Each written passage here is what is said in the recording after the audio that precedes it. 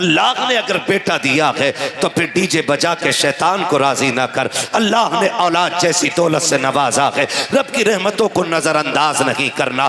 तुम नहीं जानते हो जिनकी गोदें खाली होती है, औलाद नहीं होती है, खुदा की कसम बंगले होते हैं खुशियां नहीं होती, गाड़ियां होती है खुशियां नहीं होती, ऐश होता है खुशियां नहीं होती है, दौलत होती है खुशियां नहीं होती है, शौकत होती है खुशियां नहीं होती है, हजार चाहने वाले होते हैं, आंगन खाली होता है खुशियां नहीं होती है। जाओ जाकर के उनसे पूछो जिनके आंगन में औलाद नहीं है, किस चौखट पे जाके भीख नहीं मांगते हैं। किसी ने कहा फला दरगाह पे झाड़ू चढ़ा दे, अल्लाह औलाद दे देगा।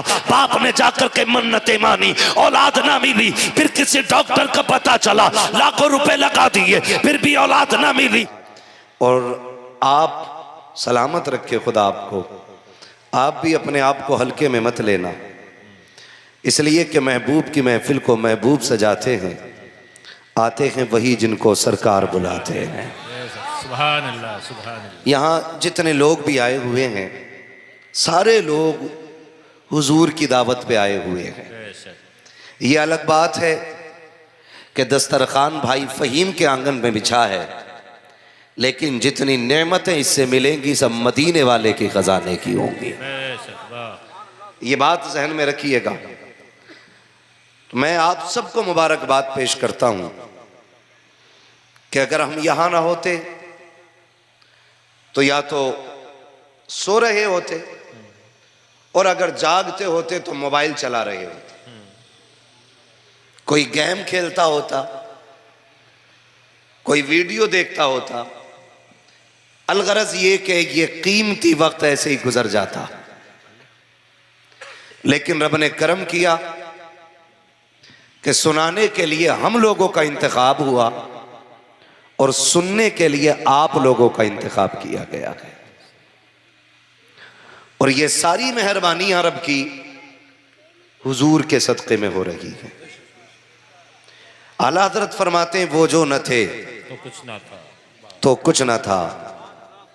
ये मेरे सामने बच्चे बैठे हुए हैं, मैं इन बच्चों से एक बात कह लूं मेरे लाल, जिन बच्चों के माँ बाप अच्छे होते हैं वो हुजूर की महफिल में आके खेल में नहीं लगते।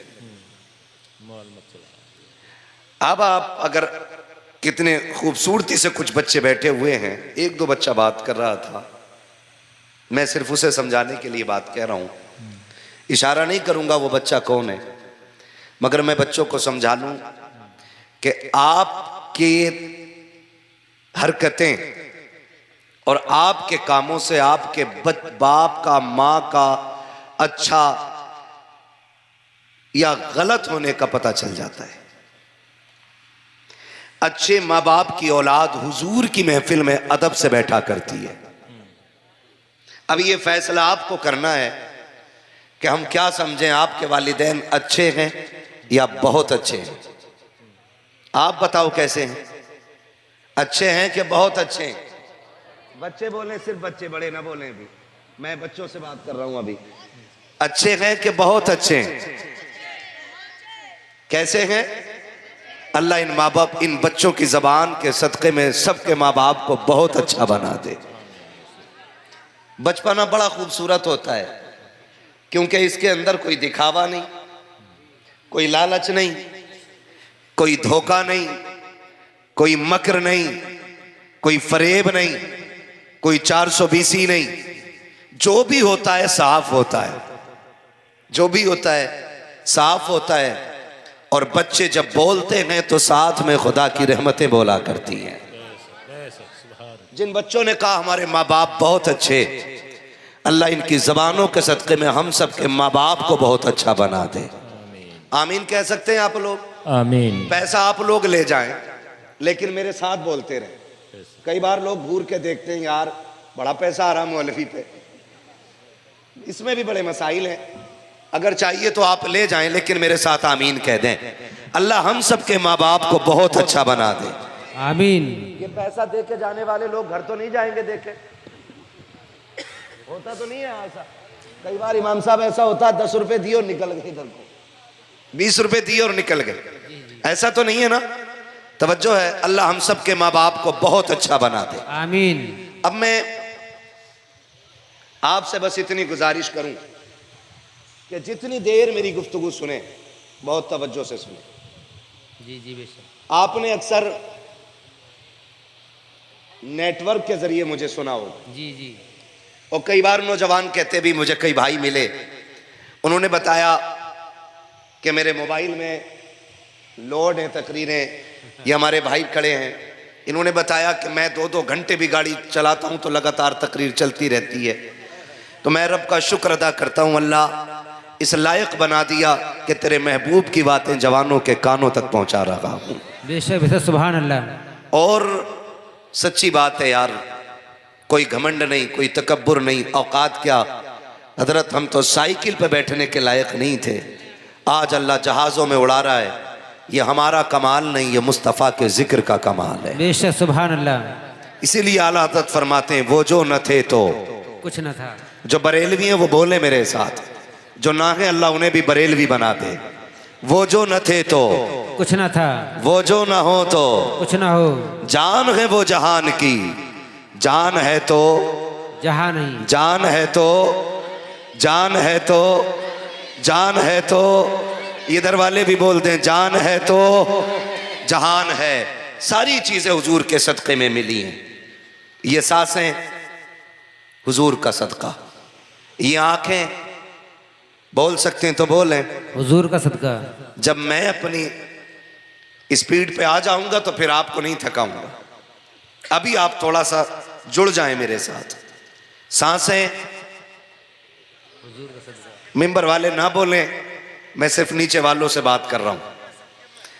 आंखें, सांसें, कान, दिल, दिमाग, वजूद, सब कुछ आला हजरत बोले जमीन व जमा, सलामत रहे, जमीन व जमा, मकीन व मकान, चुनीनो चुना, बने दो जहां, दहन में जबा, बदन में है जहां, हम आए यहां, उठे भी वहां, सबा वो चले कि बाग फले, वो फूल खिले कि दिन हो भले, लिवा के तले सना में खुले, रजा की जबा तुम्हारे लिए, सब कुछ हुजूर के लिए। आज भाई आसिफ साहब नाम है ना, फहीम भाई, सॉरी फहीम भाई, आज हमारे फहीम भाई ने ना जो ये अकीके का प्रोग्राम रखा है, इसलिए ये शुक्र के पल हैं कि अल्लाह ने औलाद से नवाजा है। ये एक करारा थप्पड़ भी है उन लोगों के मुंह पे जो औलाद के आने पे डीजे बजाते हैं। ये खुला चैलेंज है उन लोगों के लिए जिनकी रगें डीजे के आगे थिरकती हैं। हमारे भाई ने ये साबित करने की कोशिश की है, बेटा हो या बेटी, जो भी मिलता है अब्दुल्ला के लख्ते जिगर के सदक़े में मिलता है। सुभान अल्लाह, सुभान अल्लाह। बेशक। और दिल पे हाथ रख के मेरी बात सुनना, औलाद हो रही है तो कदर नहीं। कह रहा मौलाना बस आज घर की छुट्टी मार दो, अल्लाह ने बेटा दिया है, हमारी अम्मा मान नहीं रही है, हमें जो है थोड़ी सी आज खुशियां मनानी है। इमाम साहब कहने लगे हम दावत में नहीं आएंगे, तो कहते हैं तुम घर चले जाओ आज। कल से सारे ही नेक काम करूंगा। और दादियां भी कम नहीं बच्चों की। अगर बेटा ये कहते अम्मी हुजूर का जिक्र करना, अल्लाह ने बेटा दिया, कहती चल पगले, मिलाद तो मैयतों में होती है, विलादत पे बेटे की पैदाइश पे मिलाद कर रहा है, तो सुनो मरने की तरफ देख ना जीने की तरफ देख, जब चोट लगे दिल को मदीने की तरफ देख। बेशक सुभान अल्लाह। बेशक। हमारे सारे रिश्ते हुजूर से शुरू होते हैं। और हुजूर पे जाके खत्म हो जाते हैं। अल्लाह ने अगर बेटा दिया है तो फिर डीजे बजा के शैतान को राजी ना कर। अल्लाह ने औलाद जैसी दौलत से नवाजा है, रब की रहमतों को नजरअंदाज नहीं करना। तुम नहीं जानते हो जिनकी गोदें खाली होती हैं, औलाद नहीं होती है, खुदा की कसम बंगले होते हैं, खुशियां नहीं होती, गाड़ियां होती हैं, खुशियां नहीं होती, ऐश होता है, खुशियां नहीं होती है, दौलत होती है, खुशियां नहीं होती है, शौकत होती है, खुशियां नहीं होती है, हजार चाहने वाले होते हैं, आंगन खाली होता है, खुशियां नहीं होती है। जाओ जाकर के उनसे पूछो जिनके आंगन में औलाद नहीं है, किस चौखट पे जाके भीख नहीं मांगते हैं। किसी ने कहा फला दरगाह पे झाड़ू चढ़ा दे, अल्लाह औलाद दे देगा। बाप ने जाकर के मन्नतें मानी, औलाद ना मिली। फिर किसी डॉक्टर का पता चला, लाखों रुपए लगा दिए, फिर भी औलाद ना मिली। फिर किसी हकीम का पता चला, लाखों रुपए में आग लगा दी, फिर भी औलाद ना मिली। पूरी जिंदगी तड़पते रह गए। एक ही सवाल था, मालिक बेटा ना दे, कम से कम चिराग जलाने के लिए एक बेटी अता फरमा दे। मैं कहना ये चाहता हूँ, अगर औलाद की कदर नहीं है तो बे औलाद से पूछो औलाद कितनी बड़ी नेमत है, और अगर दे दी है तो फिर शैतान को राजी ना करो, ऐलान कर दो औलाद खुदा की रहमत है, इसलिए राजी भी खुदा ही को किया जाए। नारे तकबीर, नारे रिसालत, नारे गौसियत, मुफ्ती हम्माद रजा साहिब किबला, नारे तकबीर। सुभान अल्लाह, बहुत खूब हजरत, माशाअल्लाह। अभी मैं ये नहीं कह रहा हूं कि बेटा हो या बेटी, मैं मुतलकन अभी औलाद की बात कर रहा हूं, मुतलकन औलाद की बात। खुदा की कसम अगर अल्लाह ने सही सलामत औलाद दी है ना तो सजदे शुक्र में गिर जाया करो, बेशक। वरना औलाद अपाहिज पैदा हो जाए पूरी जिंदगी माँ बाप के कंधों पर रहती है। जी जी, ये भी एक बड़ी बात है, सही और सालिम पैदा हो जाए।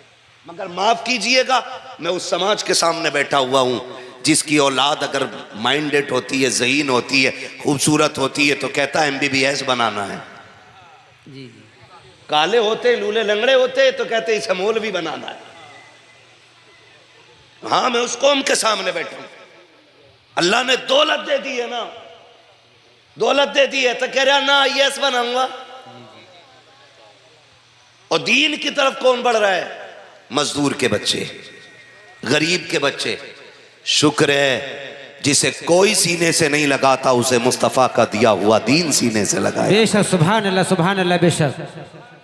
हम कोई लावारिस तो नहीं है ना, नहीं। खुदा ने ऐसा दीन अता किया है कि जब दुनिया का टुकराया हुआ इंसान मायूस होके किसी कोने में बैठता है ना, फिर हुजूर की रहमतें आवाज देती हैं। बेशक, सुभान अल्लाह। आप कहेंगे मौलवी गलत कह रहा है, पूरे चैलेंज और गारंटी के साथ कहता हूं, जाओ दुनिया के इंग्लिश मीडियम स्कूल देख लो, जितने भी VIP स्कूल हैं जाके चेक करो, जाओ जाकर के देखो। अभी पहला दिन एडमिशन का होता है, कंडीशन ये होती है 1800 रुपए ड्रेस की फीस जमा हो रही है, 600 रुपए जूते के जमा हो रहे हैं, 3000 कोर्स के जमा हो रहे हैं, 5000 वैन गाड़ी के जमा हो रहे हैं। उसके बाद तुम मदरसा स्कूल के अंदर आ सकते हो। मुझे पता तो सकी, जिस बाप की कुल कमाई 300-400 रुपए पर डे होगी, वो अपने बच्चों के ऐसे शौक कहां पूरे कर सकता है? स्कूल वाले धक्का दे देते हैं, पहले फीस दोगे तब बच्चा स्कूल में आएगा, पहले ड्रेस का पैसा जमा करोगे तब आपके बच्चे के हाथ में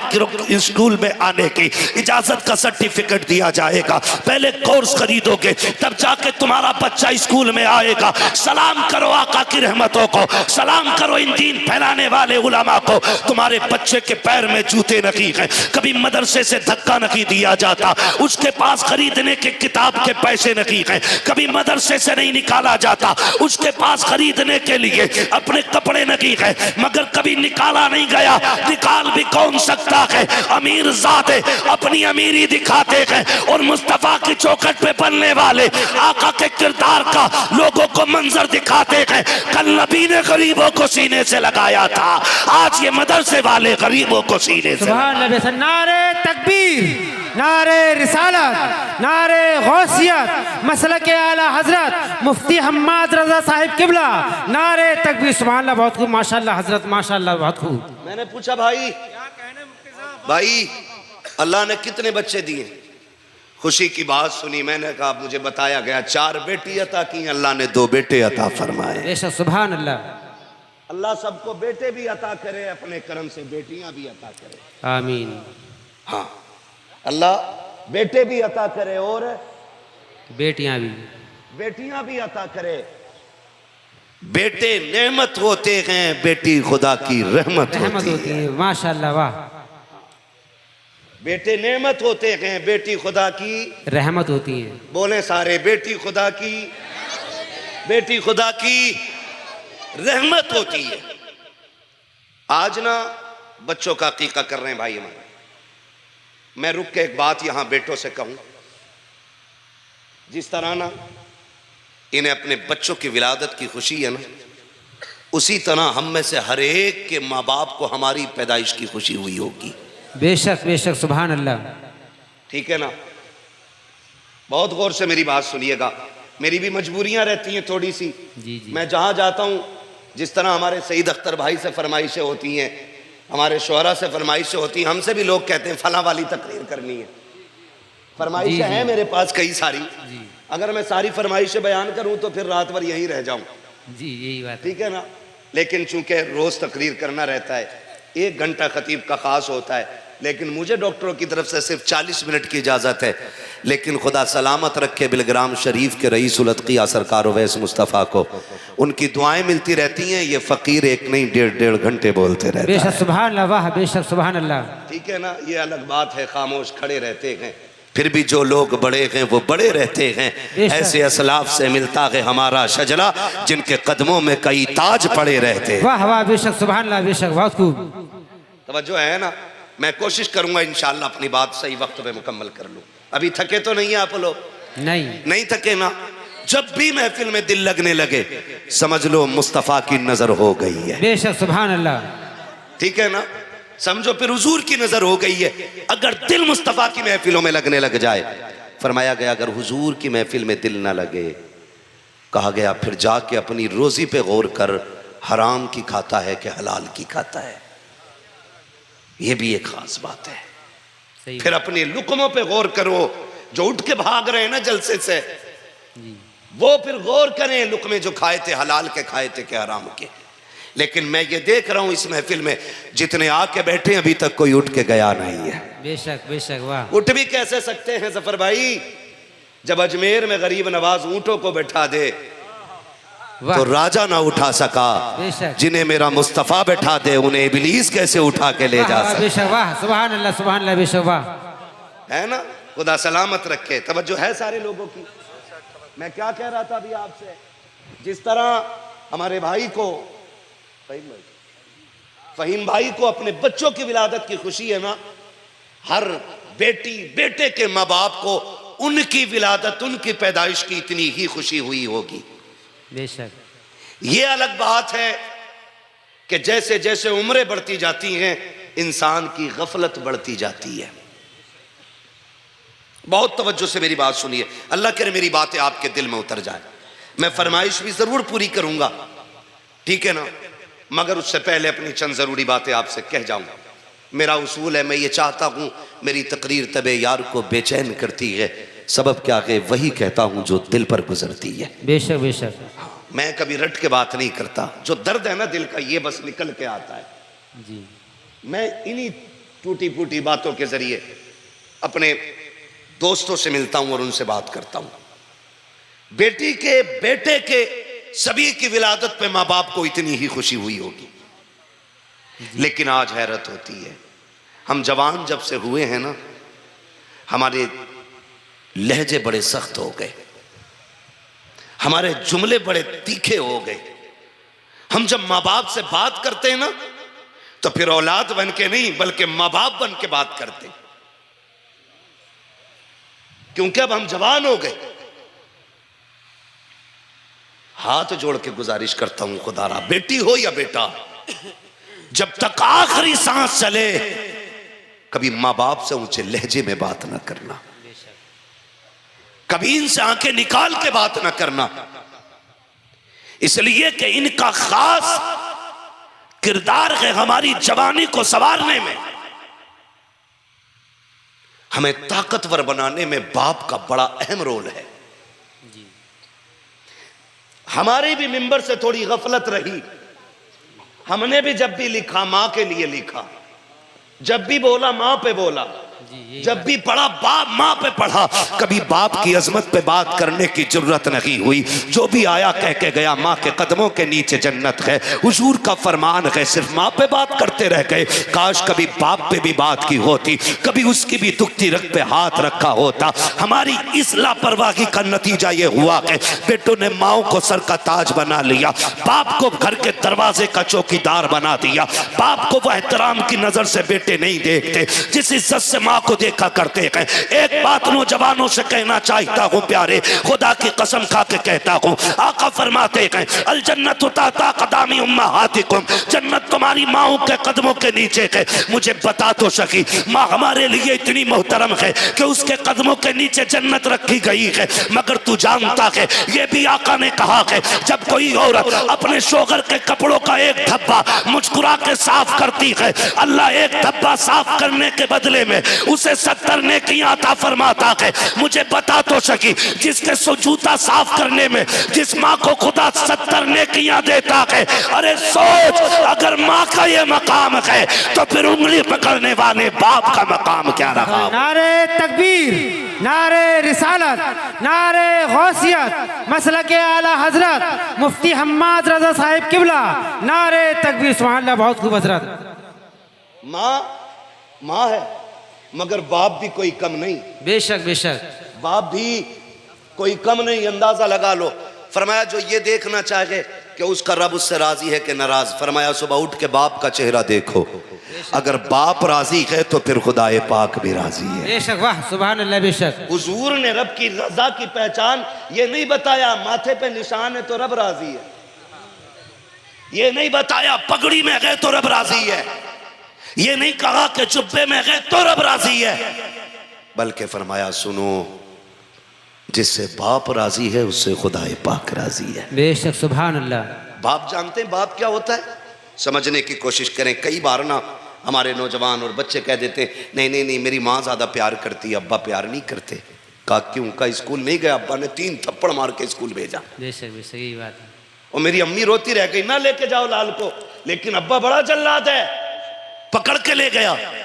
दिल पे हाथ रख के बताना, माँ जब बच्चे को उठाती है तो कमर पे रखती है, बेशक यहाँ, लेकिन बाप जब उठाता है ना तो फिर कंधे पे रखता है। बेशक, वाह सुभान अल्लाह। बेशक, वो किसी से पूछा था किसी ने कि इस उठाने में फर्क क्या है, माँ कमर तक क्यों, बाप कंधे तक क्यों उठाता है? तो बड़ी प्यारी बात जिसने भी कही, बहुत प्यारी कही थी। उसने कहा माँ इसलिए गोद तक उठाती है तक वो ये चाहती है कि मेरा लाल वहां तक देखे जहां तक मैं देख रही हूं, और बाप इसलिए कंधे पे बैठाता है, उसकी सोच ये होती है जहां तक मैं देख रहा हूं मुझसे भी आगे तक मेरे बेटे को नजर आना चाहिए। बेशक, वाह सुभान अल्लाह। बेशक, वाह। जिसके थप्पड़ को तुम ज्यादती और जुल्म और गुस्सा समझते हो, यकीनन ये थप्पड़ बड़े बड़े मुस्तकबिल का फैसला करते हैं। अगर ये थप्पड़ बचपन में मारने वाले हो तो बंदा खुश नसीब होता है, अगर ये डांट और ये थप्पड़ नसीब ना हो तो बंदा कम नसीब होता है। इसलिए कि जब बच्चों के सर पे बाप होता है ना तो हर बुलंदी उनकी मुट्ठी में होती है। बेशक, वाह सुभान अल्लाह। और अगर बाप ना हो तो फिर खुशियां रूठ जाती हैं, खुशियां रूठ जाती हैं। तुम नहीं जानते हो, ये उम्रें फैसला नहीं करती कि बड़ा कौन है, ये हालात फैसला करते हैं कि बड़ा कौन है। लोग बालों की सफेदी देख के कहते हैं ये बड़ा है, उम्र का अंदाजा लगा के कहते हैं ये बड़ा है, मगर मैं कहता हूँ प्यारे, बालों की सफेदी वाला बड़ा नहीं होता है, 60 साल वाला बड़ा नहीं होता है। बड़ा वो 8 साल का बच्चा भी होता है जिसके सर पे बाप का साया नहीं होता। 8 साल की उम्र में होटल में आके बर्तन धोया करता है, उससे जाकर के पूछो तो सही क्या तुझे पढ़ना पसंद नहीं था या तुझे कलम से प्यार नहीं था, वो भी जवाब दे देता है मैं भी चाहता था मेरे भी जेब पे कलम लगे हों, मेरे भी कंधे पे स्टार लगे हों, लेकिन मशीयत को कुछ और ही पसंद था। जैसे 8वें साल में कदम रखा है, घर के दरवाजे पे लोगों की भीड़ ने बताया आज तेरे सर से बाप का साया उठ गया है। तुम्हें क्या बताऊं, जिस दिन बाप कफन में लिपट के गया था उसी दिन से हसरत कफन के साथ चली गई है। उसी दिन से खुशियां रूठ गई हैं। माँ ने बस्ता लेके कहा था लखते जिगर अब पढ़ने का वक्त जा चुका है, अब तुझे बहन के लिए कमाना पड़ेगा, घर की दवाओं का खर्चा उठाना पड़ेगा। लोग समझते हैं सफेद बालों वाला बड़ा होता है, मगर मैं कहता हूं वो 10 साल का बच्चा भी बड़ा है जो होटल में काम करके माँ का इलाज करा रहा है। वो बच्चा भी बड़ा है जो 9 साल की उम्र में होटलों में बर्तन उठा करके बहनों की तालीम का इंतजाम कर रहा है। खुदा के वास्ते अल्लाह से सजदे करके बाप की लंबी उम्र की भीख मांगा करो, इसलिए कि जिनके सर पे बाप के साए होते हैं कायनात मुट्ठी में होती है, जिनके सर पे बाप नहीं होता वो बड़े अकेले हो जाते हैं। बाप नहीं होता बल्कि खुदा की रहमत का चलता साया होता है, खुदा की रहमतों की बोलती तस्वीर होता है। वो बच्चे जो बाप के साए में पलते हैं, खुदा की कसम या तो वो दुनिया में कामयाब होते हैं या आखिरत में कामयाब। बेशक सुभान अल्लाह, बेशक सुभान अल्लाह। नारे तकबीर, नारे रिसालत, नारे गौसियत, मसलक आला हजरत, नारे तकबीर, सुभान अल्लाह, बहुत खूब माशाअल्लाह हजरत। चलूं आगे। बाप की इज्जत करना, बाप की कदर करना। वो लड़ नहीं रहा, वो तुम्हें प्यार से चूम नहीं रहा ना, बाप बाप होता है जी जी। उसका अपना एटीट्यूड है, उसका अपना एक मेयार है, उसका अपना एक घमंड है कि वो बाप है। उसके अलावा खुदा की कसम बाप इतना गैरत वाला होता है, मर जाता है औलाद के आगे हाथ नहीं फैलाता है, गरीब हो के अमीर हो नहीं फैलाता है, ये बाप होता है। और कभी तुम सोचो, कभी तुमने कहा अब्बा जी मुझे जूता एप्पल का चाहिए, उसकी हैसियत नहीं थी, उसने ओवर टाइम ड्यूटी की, 7 घंटे के बजाय 12 घंटे में अपनी फैक्ट्री से निकला। क्यों? ताकि बेटों के ख्वाब पूरे कर सके, बेटों की ख्वाहिशें पूरी कर सके। वो हमारी हसरतें पूरी करते करते बूढ़ा हो गया, और आज औलाद उस बाप को 2 वक्त की दवा दिलाते हुए किन मनाती है। आज बेटों को 2 सेप्ट्राइन की गोलियां, 2 पैरासिटामोल, ये औलाद पे भारी पड़ती हैं। नौजवानों, अमीर होने का सीधा इलाज है, कोई तुम्हें 3 तावीज देगा, कोई 5 देगा, एक नुस्खा मैं बता रहा हूं। अगर चाहते हो अमीर बनो तो अपनी कमाई माँ बाप पे खर्च किया करो। बेशक बेशक सुभान। तुम एक माँ बाप पे खर्च करोगे, अल्लाह तुम्हारी 7 नस्लों के रिज्क का इंतजाम फरमाएगा। बेशक सुभान अल्लाह, बेशक। बाप क्या होता है जानते हो? बताऊं तुम्हें बाप क्या होता है, खुदा करे ये बात आपके दिल में उतर जाए। बाप वहां तक देख लेता जहां तक कोई नहीं देखता। बेशक बेशक। वहां तक बाप देख लेता जहां तक कोई नहीं देखता। मलफूजात शरीफ के अंदर सरकार आला हजरत ने एक वाकया तहरीर फरमाया कि बाप बेटे तिजारत के लिए जा रहे थे, जाते जाते रास्ते में बाप की तबीयत खराब हो गई, बीमार हुआ। सफर पैदल के थे, मंजिल दूर थी और काफी लंबा सफर हो चुका था।